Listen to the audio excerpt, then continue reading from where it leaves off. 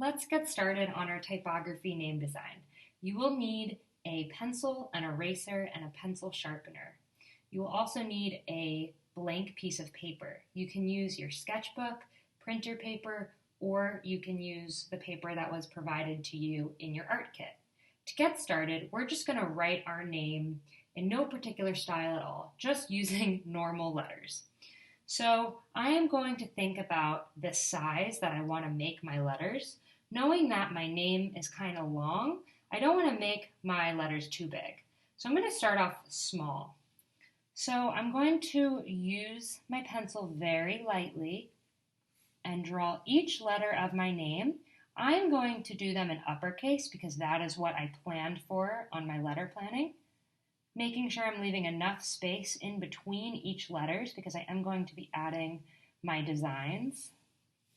I made sure I didn't go too big because I didn't want to run out of room on my paper, but if you do, you can always go back and erase and shift your letters or make them smaller. Great. So now I have my first name. Now I'm going to add my last name. My last name is definitely shorter than my first name, so I don't necessarily need to start over here. I can actually center it. So I'm going to start making sure I'm leaving space in between my first name and my last name. Nothing needs to be super crowded. I have a lot of space left on my paper.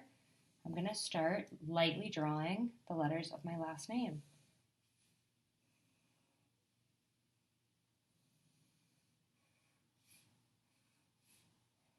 I was able to make these letters a little bit bigger than my first name because my last name is shorter. Now that I have my name drawn out and laid out on my page, I can start actually going through and designing my letters. So my first letter is a graffiti letter. I'm going to start by just going around the letter that I already have here.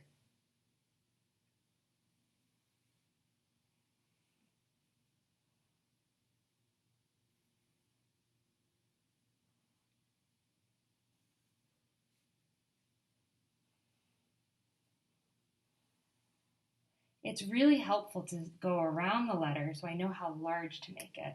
I'm only making it slightly larger than the letter that I drew.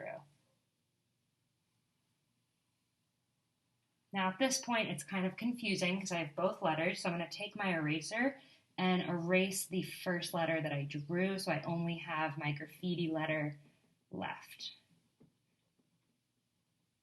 If you would like to erase your letter before drawing your stylized letter, that's okay too. So I don't love this. I'd like to make some changes. So I'm going to change the way that I drew this part of my letter just by erasing it, which is why drawing in pencil is always the best idea. That feels a little bit better. And I'm going to draw the inside of my letter.